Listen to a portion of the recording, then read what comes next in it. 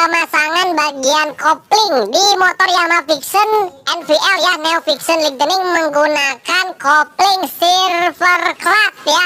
Bisa pakai kepunyaan Yamaha R15 V3 ataupun Vixion R. Cuman di sini supaya engkolannya masih bisa berfungsi ya, jadi kita gunakan rumah koplingnya kepunyaan Vixion New ya, yang sekarang yang berkodekan BK8 supaya engkolannya masih bisa berfungsi ya. Kalau misalkan pakai rumah kopling V3 itu nggak bisa pakai engkol. Langsung saja kita proses pembongkarannya dan apa saja yang mesti diganti. Teman-teman udah lihat di video sebelumnya apa saja yang harus diganti. Supaya lebih jelas teman-teman perhatikan video ini apa saja yang mesti diganti. Oke, kita lepas dulu engkol menggunakan kunci 19, kemudian stopper engkol menggunakan kunci 12, kemudian baut belak kopling menggunakan kunci 8T. Sediakan wadah supaya olinya tidak lambere seperti dahdir di bibir ya ketika bangun tidur.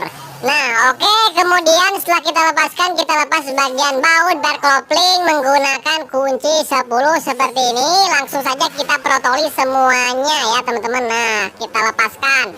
Kemudian ini nggak bakalan kita pakai karena kita mau ganti kampas kopling, plat gesek kita ganti. Kemudian ini untuk centilan pengunci murnya kita buka menggunakan obeng min. Kemudian mur hose koplingnya kita lepas menggunakan kunci 19. Kemudian ringnya kita ambil. Nah rumah kampas koplingnya kita lepas. Kemudian ring keriginya kita ambil. Rumah koplingnya kita ambil. Nah di belakang sini ada 2 buah ring, ada ring tebal dan ada ring tipis. Nah setelah saya melakukan proses pengecekan penganalisaan, saya bongkar pasang seperti ini. Dan yang membedakannya itu dari bagian gigi yang belakang ini. Nah kalau yang BK8 ini lebih panjang tuh ya, lebih panjang, otomatis lebih nonjol keluar nantinya kalau dipasang ringnya. Kalau mau dipapas ataupun dibubut ya supaya tinggal plug, tapi tidak perlu dibubut juga tidak apa-apa, tinggal kita lepaskan aja ring. Nah ring yang tebalnya kita lepaskan, kita cuman pakai ring yang tipisnya saja, aman ya, nggak bakalan kenapa-napa, nggak bakalan ada efeknya ya teman-teman. Langsung kita coba pasang seperti ini, kita lihat dudukan giginya. Nah dan giginya ini pas ya teman-teman, giginya pas, nempel dengan sempurna. Kemudian gigi engkol juga sama, nempel dengan sempurna karena kita per tipis ya. Kemudian untuk ring keriginya ini kita ganti pakai yang tipis juga, pakai BK8 ya. Kalau pakai yang besar ini tidak bisa teman-teman, terlalu tebal. Kemudian di bagian rumah kampas koplingnya ini kita sekalian bor ya, kita tambah jalur-jalur oli untuk pelumasan di bagian kampas koplingnya supaya kampas kopling menjadi lebih awet, hemat biaya, dompet menjadi lebih irit ya. Nah oke, setelah kita proses pengeboran kita bersihkan menggunakan cleaner dan hasilnya seperti ini. Langsung saja kita proses pemasangan. Nah setelah kita pasang seperti ini, ring penguncinya kita ganti ya, kita ganti pakai BK8 juga. Nah seperti ini. Kemudian murnya kita pasangkan lagi. Langsung saja kita proses pengencangan. Masukkan gigi 1, kemudian kita gunakan impact, jetrek-jetrek. Udah jangan terlalu kencang karena di sini ada ring penguncinya, jadi nggak bakalan khawatir kendor. Kita putar harus lancar seperti itu, jangan sampai macet. Kalau misalkan macet berarti ringnya terlalu tebal. Kemudian untuk tusuk koplingnya kita masukkan dulu. Kemudian untuk setut koplingnya yang ini kita buka dari yang lama karena sama ya, kodenya sama, bahannya sama, dimensinya sama. Nah pasangkan ke tutup yang baru. Kemudian untuk kampas koplingnya harus ganti yang baru. Untuk kampas kopling bisa menggunakan Vixion R Silver Clad, kemudian R15 V3 sama ya. Nah kode BK8. Nah ada 3 biji, ada yang besarnya 1, yang kecilnya 2 ya teman-teman. Kita langsung keem pakai oli ya supaya bagus. Kemudian ini plat geseknya kita ganti juga. Nah plat geseknya kita ganti, yang besar 1, yang kecil 1, sama, mau pakai V3 juga bisa. Nah oke, kemudian ringnya di sini ring. Nah ringnya harus dipasang nih. Ini kan nanti main ya, jadi ring ini harus ada. Kalau misalkan gak ada ringnya nanti seret ya, karena dia main nantinya. Nah langsung kita proses pemasangan kampas kopling. Kemudian untuk plat geseknya ada yang tumpul, ada yang tajam. Yang tumpul ke dalam, yang tajam keluar. Kemudian pasang lagi kampas koplingnya ya. Nah kampas koplingnya yang cerah di dalam. Nah seperti ini yang cerah ya. Kemudian ini plat geseknya kita pasang di bagian tutupnya. Kalau di sini kan susah tuh ya. Nah, kita pasang di sini. Nah, pasang plat kopling yang agak hitam, kemudian pasang plat geseknya yang tajam menghadap keluar sama ya. Kemudian di sini untuk proses pemasangannya bebas. Kemudian pasangkan dulu pelor baja.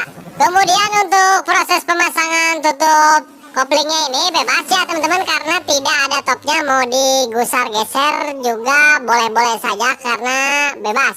Nah, seperti ini masukin, yang penting kampas koplingnya dipasin ke coakannya.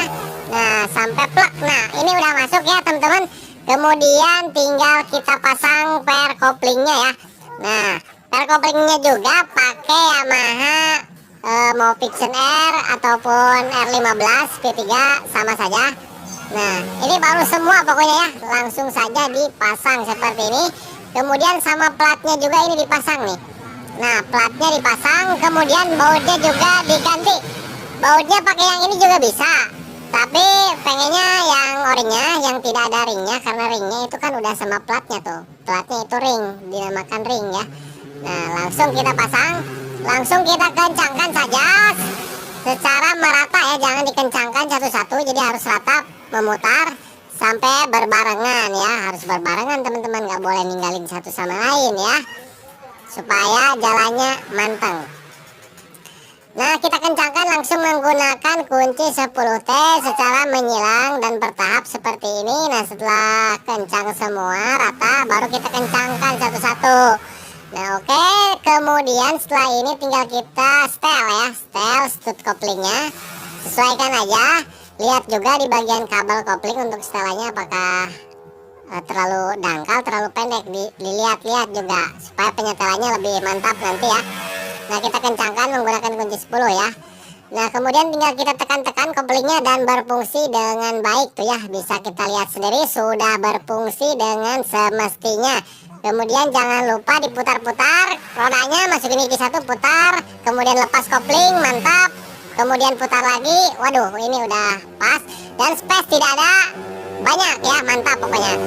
Kemudian filter oli di bagian bawah untuk pembuangan baut olinya kita pasang lagi karena udah dikuras, olinya diganti juga sekalian. Kencangkan menggunakan kunci 19, perhatikan 2 buah pin double-nya. Packing koplingnya masih bagus, langsung saja kita pasangkan lagi. Kalau misalkan robek ataupun rusak wajib diganti. Tinggal kita pasangkan semua baut-bautnya ya teman-teman. Kencangkan secara silang dan jangan sampai tertukar. Ada yang panjang, yang sedang, yang pendek, sekitar jaraknya 1 sentian ya. Nah, oke. Kemudian pasang engkol, kemudian pasang stopper engkol, langsung kita kencangkan, kita masukkan olinya. Nah, di sini untuk ownernya olinya bawa sendiri, olinya pakai Pastron ya teman-teman. Jadi ini pakainya oli mobil, dan bagus sekali oli mobil itu, bersih ke mesin ya. Jadi bisa dipakai di Matic ataupun Sport ya teman-teman. Ke kopling juga nggak terlalu pengaruh lebih signifikan, bisa-bisa saja ya teman-teman, bisa saling rekomendasi. Nah, kemudian tinggal kita coba engkol berfungsi dengan baik, berfungsi dengan semestinya. Kemudian langsung kita coba hidupkan tes ya. Nah, kita dengar suaranya. Nah, seperti ini jadi suaranya ya. Kalau Yamaha memang kalau ketika langsam ataupun stasioner ada deg-deg, ketika ditekan koplingnya itu langsung halus. Itu bakat ya. Karena di bagian rumah koplingnya itu tidak menggunakan pet, jadi sistemnya sistem karet. Karetnya terkadang keras, terlalu kekerasan tidak ada space juga, itu menyebabkan suara deg-deg ya teman-teman. Tapi ini tidak terlalu parah banget ya, jadi ini standar, motor standar, deg-degnya halus seperti itu. Kemudian langsung kita coba responsivitas koplingnya, bagus sekali ini responsif. Kemudian saya coba jajal dan berfungsi dengan baik. Nah, jadi ini yang diganti untuk melakukan proses pemasangannya. Mudah-mudahan video ini bermanfaat.